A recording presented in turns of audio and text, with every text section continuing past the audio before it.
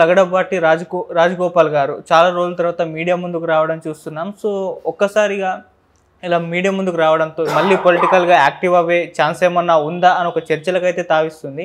మరి నిజంగా ఆయన మళ్ళీ పొలిటికల్గా యాక్టివ్ అవుతారా, అసలు ఎందుకు ఇన్ని రోజుల తర్వాత ఆయన బయటకు రావడం చూస్తున్నాం. సో ఈ అంశం మీద డిస్కస్ చేయడానికే ప్రజెంట్ మనతో పాటు సీనియర్ జర్నలిస్ట్ జగదేవ్ గారు ఉన్నారు. వారితో ఒకసారి డిస్కస్ చేద్దాం. నమస్కారం సార్. నమస్తే అండి. సార్, రాష్ట్ర విభజన తర్వాత చాలా కాలం పాటు అసలు లగడపాటి ఎక్కడ కూడా మొత్తం ఇన్యాక్టివ్ అయిపోయింది. అసలు మీడియా ముందుకు రావడం కానీ పోటీ చేయడం ఇవేం జరగలేదు. సో చాలా రోజుల తర్వాత లగడపాటి రాజగోపాల్ గారు ఇవాళ మాజీ ఎంపీ హర్ష కుమార్ గారిని కలవడం సో ఒక్కసారిగా చర్చలకు దారి తీసింది. ఎందుకంటే మళ్ళీ ఈయన పొలిటికల్ ఎంట్రీ ఇస్తారేమో అని చెప్పేసి మీ ఒపీనియన్ ఏంటి సార్ దీనిపైన? అంటే లగడపాటి రాజగోపాల్ గారు 2014 తెలంగాణ ప్రకటించే వరకు కూడా నాకు తెలిసి మీడియాలో ఎక్కువ మంది సెర్చ్ చేసిన పర్సను, సోషల్ మీడియా నుంచి మీడియా శాటిలైట్ వరకు ప్రింట్ మీడియా కూడా ఎక్కువ సార్లు వార్తలో నిలిచిన వ్యక్తి లగడపాటి రాజగోపాల్ గారని నా అభిప్రాయం. ఓకే. ఎందుకంటే ఎంత సెన్సేషన్ అయిపోయారంటే సమైక్యాంధ్ర ఉద్యమం నేనే నడిపిస్తాను, నేను వెనక బ్యాక్ బోన్గా సపోర్ట్ చేస్తాను, తెలంగాణ తెలంగాణ రానివ్వకుండా చేస్తాను, చాలా రకాలుగా ఎంత ఏ స్థాయిలో ఇక్కడ తెలంగాణలో చాలామంది తెలంగాణ కోసం ఫైట్ చేసినప్పుడు ఆంధ్ర నుంచి ఉమ్మడి ఆంధ్రాగా ఉండాలి, విడపోకూడదు అని కొద్దిమంది బాగా ఫైట్ చేశారు. ఆ కొద్దిమందిలో ఈయన ఒకనే నా అభిప్రాయం. ముందు వరుసలో ఉంటాడు ఈయన. ఎందుకంటే ఈవెన్ తెలంగాణ ప్రకటించినప్పుడు కూడా ఆ ప్రొసీడింగ్స్ అన్నీ కూడా పార్లమెంట్లో లైవ్ టెలికాస్ట్ చేసే సమయంలో మొత్తానికి లైవ్ ఆఫీస్ చేసేసారు. దాన్ని అప్పటికే ఆయన జీర్ణించుకోలేక పెప్పర్ స్ప్రే కూడా చేసినట్టుగా పెద్ద అప్పట్లో చాలా సెన్సేషనల్ అయింది ప్రతిదీ కూడా. ఇంకోటి కూడా లగడపాటి రాజగోపాల్ గారిలో ఒక ప్రత్యేకత ఏంటంటే ఆయన మంచి ఇండస్ట్రియలిస్టు. దాంతోపాటు ఆయన రెగ్యులర్గా వార్తల్లో నిలిచేవాడు. అంటే ఈవెన్ డైరెక్టర్ రామ్ గోపాల్ వర్మతో పాటు కూడా సమ్ కాలేజ్ మీట్ అని లేదా ఒకే కాలేజీలో అంటే సమకాలికులు అన్నట్టుగా కూడా వార్తలు వచ్చి వీళ్ళిద్దరూ పొలిటికల్గా కాకుండా రాజగోపాల్ గారు సోషల్గా కూడా ఎక్కువగా ఎక్కడికైనా ఇనాగ్రేషన్కి వెళ్తే యాక్టివ్గా ఉండడం, లేదంటే ఒక షాప్ ఓపెనింగ్కి బైక్ షోరూమ్ ఓపెనింగ్కి వెళ్తే అక్కడ బైక్ డ్రైవ్ చేయడం, ఇట్లా బాగా యాక్టివ్గా కూడా ఉండేవారు ఆయన. బట్ ఎప్పుడు కుర్తా వాటి సుర్వాలాలు చేసుకునే ఉండేవారు, చాలా సంప్రదాయబద్ధంగానే ఉండేవారు, బాగా యాక్టివ్గా ఉండేవారు. అండ్ మోర్ ఓవర్ మంచి ఇండస్ట్రియలిస్ట్ కాబట్టి అందరితో కూడా మంచి పరిచయాలు ఉండేవి. బట్ ఎప్పుడైనా తెలంగాణ ప్రకటిస్తే నేను అప్పుడే ఇంకా రాజకీయ సన్యాసం తీసుకుంటానని ప్రకటించారు. జనరల్గా చాలామంది అంటుంటారు, ఇది ఈసారి మా ప్రభుత్వం రాకపోతే గుండు గీయించుకుంటా, మా ప్రభుత్వం రాకపోతే నేను రాజకీయ సన్యాసం తీసుకుంటా. చాలామంది ఇప్పటికే చాలామంది చెప్పారు, మా మీద కేసులు బనాయించారు, ఇవి కానీ మీరు ప్రూవ్ చేస్తే నేను రాజకీయ సన్యాసం తీసుకుంటా అని చాలామంది రాజకీయాలు చెప్పే ప్రగల్భాలు ఇవన్నీ కూడా.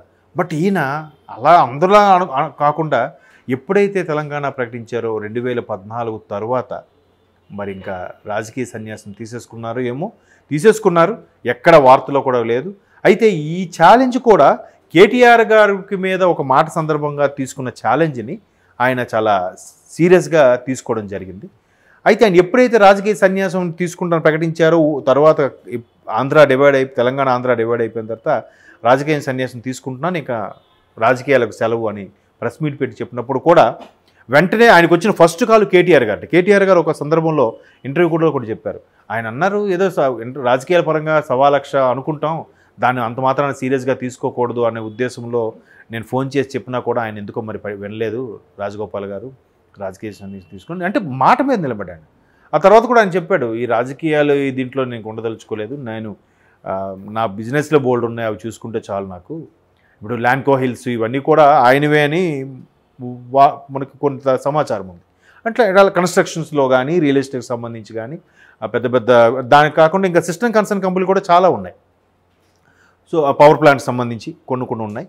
అయితే ఇట్లాంటి బిజినెస్లు చేసుకోవడం బెటర్ వీళ్ళకి, ఎందుకంటే మనకి అధిష్టానం కూడా వాల్యూ ఇవ్వలేదు అనే ఉద్దేశంలో ఆయన రాజకీయ సన్యాసం తీసుకున్నారు. ఇప్పుడు ఆయన కలిసింది కూడా రాజమండ్రిలో హర్ష కుమార్ గారు కూడా కంటిన్యూస్గా 10 years 2 times అమలాపురం ఎంపీగా ఏదో చేశారు. కాంగ్రెస్కు చాలా యాక్టివ్గా హైట్గా లైట్ బేడ్తో ఉంటారు ఆయన. సో ఆయన కలవడంతో ఒక చర్చనీయాంశం అయితే రావచ్చు. బట్ లగడపాటి రాజగోపాల్ గారిలో ఇంకో ప్రత్యేకత కూడా ఉంది. అదేంటి తెలుసా?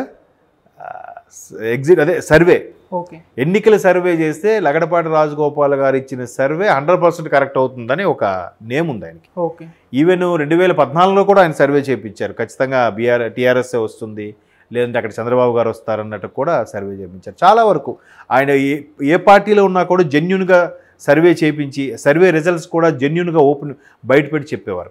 అదొక క్రెడిట్ ఉంది రాజగోపాల్ గారికి. సో మొత్తం మీద మరి ఎందుకు ఆయన ఎక్కడ మనసు నొచ్చుకున్నారో, ఆయనకి ఎక్కడ ఎందుకు హర్ట్ అయ్యారో తెలియదు. కానీ మేబీ అంటే ఆంధ్ర తెలంగాణ విడగొట్టడం ఆయనకు నచ్చలేదు, నచ్చకపోయి ఉండొచ్చు. ఆ నచ్చకపోవడం అంశంతోనే చాలా వరకు ఈవెన్ కిరణ్ కుమార్ రెడ్డి గారు కూడా అంతే కదా. తర్వాత సమైక్యాంధ్రకు సంబంధించి ఏదో పార్టీ పెట్టారు, చెప్పులు గుర్తుతో పోటీ చేశారు, కానీ ఎక్కడా కనబడలేదు. మొన్న రీసెంట్గా ఇప్పుడు బీజేపీలో చేరారని, తర్వాత బాలకృష్ణ గారు అన్స్టాపుల్లో కూడా కనిపించారు కిరణ్ కుమార్ రెడ్డి గారు. బట్ లగడపాటి రాజగోపాల్ గారు ఇంకే పార్టీలో కూడా చేరలేదు, ఎక్కడ కూడా ప్రతి స్వతంత్ర అభ్యర్థిగా కూడా పోటీ చేసిన దాఖలు ఎక్కడ కనబడలేదు. పోనీ ఆయన ఎప్పుడూ ఆయనకు ఒక టీంతో సర్వే చేయించుకున్నారు, సర్వే కూడా ఎక్కడ చేయించుకున్నట్టుగా మొన్న కాంగ్రెస్ వస్తుందా, బీఆర్ఎస్ వస్తుందా, ఏంటి బీజేపీ వస్తుందా అని ఎంత కొట్టుకుంటున్నా కూడా ఎక్కడ ఆయన నోరు మెదపలేదు, ఎక్కడ ప్రెస్ మీట్ పెట్టలేదు, ఎక్కడ సర్వేలు చేయించే దాఖలాలు కూడా లేవు. మరి ఆయన ఎందుకు అంత సీరియస్గా తీసుకున్నారని తెలియదు.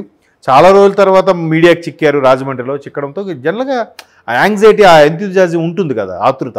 ఏంటి రాజగోపాల్ గారు మళ్ళీ ఆ పాత ఎంపీ గారిని హర్ష్ కుమార్ గారిని కలుస్తున్నారంటే మళ్ళీ వీళ్ళిద్దరు కలిసి ఎందులోకైనా వెళ్ళబోతున్నారా, లేదా టీడీపీలోకి వెళ్ళబోతున్నారు, ఇప్పుడు ఎలాగో వైసీపీ వ్యతిరేక పవనాలు వీస్తున్నాయి కాబట్టి, లేదా మళ్ళీ షర్మిలా గారు వచ్చి పోటీ చేస్తున్నారు కాబట్టి కాంగ్రెస్లో మళ్ళీ పునర్వైభవం తీసుకురావడానికి వీళ్ళు ఏమైనా వీళ్ళ వంతు సాయం చేయబోతున్నారా, వీళ్ళ వంతు ప్రయత్నం చేయబోతున్నారా అనే దానిలో కూడా రకరకాల ఆలోచనలు వస్తాయి కదా. బట్ ఆయన దానికి కూడా నో అనే చెప్పినట్టుగా ఉన్నారు. చెప్పలేం, అంటే ప్రస్తుతానికి నో చెప్పారు. ఎప్పుడు ఏ రాజకీయ సమీకరణలు ఎడుదారి తీస్తాయి ఎవరికి తెలుసు కదా. సో మేబీ అంత బాగుందన్నాక రేపు టీడీపీ గవర్నమెంట్ వచ్చాక మళ్ళీ టీడీపీ నుంచి సపోర్ట్గా మాట్లాడొచ్చేమో, లేదంటే చాలా రోజుల తర్వాత కలిసిన ఇద్దరు మా పాత మిత్రులు వాళ్ళ వ్యూహరచన ఏమన్నదని మనకు తెలియదు. కొద్ది రోజులు ఓపిక పడితే మేబీ ప్రస్తుతానికైతే అలాంటి ఆలోచన లేదంటే అనివచ్చు. బట్ మీడియా మిత్రులు అడిగిన ప్రశ్న వల్ల మళ్ళీ ఆయనకు ఆలోచన కలిగి మళ్ళీ రాజకీయాలకు వచ్చినా చెప్పలేం కదా. ఆల్రెడీ రాజకీయ అనుభవం ఉంది కాబట్టి, ఎంపీగా చేశారు కాబట్టి. సో చూద్దాం అది ఎంతవరకు అవుతుందో మనం కొద్ది రోజులు వెయిట్ చేస్తే నిజంగా వస్తారో రాదో కూడా తెలిసిపోతుంది. ఇంకా 2-3 నెలలే ఉంది కాబట్టి ఎలక్షన్స్కి. ఓకే అంటే సార్, షర్మిల గారు కాంగ్రెస్ పార్టీలోకి వచ్చారు కదా, సో ఈ రాజగోపాల్ గారిని అటు కాంగ్రెస్ పార్టీలోకి రప్పించాలనే ప్రయత్నం చేస్తున్నారు షర్మిల గారు అనే వార్తలు కూడా బలంగా వినిపిస్తున్నాయి. అదే అన్నాను కదండి, ఇప్పుడు మళ్ళీ అయితే వైసీపీ వ్యతిరేక పవనాలు వీస్తున్నాయి కాబట్టి టీడీపీ జనసేనలోకి వెళ్ళాలి. టీడీపీ జనసేనలోకి మొదటి నుంచి కాంగ్రెస్లో లేరు కాబట్టి, బట్ 2018లో కాంగ్రెస్తో టీడీపీ తెలంగాణ జత కట్టింది కాబట్టి మేబీ రాజకీయాల్లో బద్ధశత్రువులు ఉండరు, అలాగే క్లోజ్ ఫ్రెండ్స్ ఉండరు. క్లోజ్ ఫ్రెండ్స్గా ఉన్న బద్ధశత్రువులు అవ్వచ్చు, బద్ధశత్రువులు క్లోజ్ ఫ్రెండ్స్ అవ్వచ్చు, ఏదైనా సాధ్యమే కాబట్టి మళ్ళీ వచ్చినా రావచ్చు. లేదు రాజశేఖర రెడ్డి గారి హయాంలో ఉన్నప్పుడే బాగా వీళ్ళందరూ ఒక ఫ్యామిలీ లాగా కాంగ్రెస్ కుటుంబం లాగా ఉండేవారు కాబట్టి ఇప్పుడు మళ్ళీ షర్మిల గారు కాంగ్రెస్కి రాజశేఖర రెడ్డి గారి బిడ్డ కాబట్టి దావిడ బేస్ చేసుకొని మళ్ళీ మనం వెళ్తే ఏ మోస్తరుగైన కాంగ్రెస్ను మళ్ళీ పైకి లేవనెత్తొచ్చు కదా. దీని ఇప్పుడు వేసిన పునాది 2029లో బాగా వర్కౌట్ అవుతుంది కదా అనే ఆలోచన కూడా ఉండొచ్చు, చెప్పలేం. అది మ్యాక్సిమం అదే చెప్తున్నాను కదా, ఆయన నో అని చెప్పారు, ఎందుకు అంత కఠిన నిర్ణయం తీసుకున్నారో తెలియదు. మళ్ళీ వస్తారేమో చూద్దాం. It is wait and see.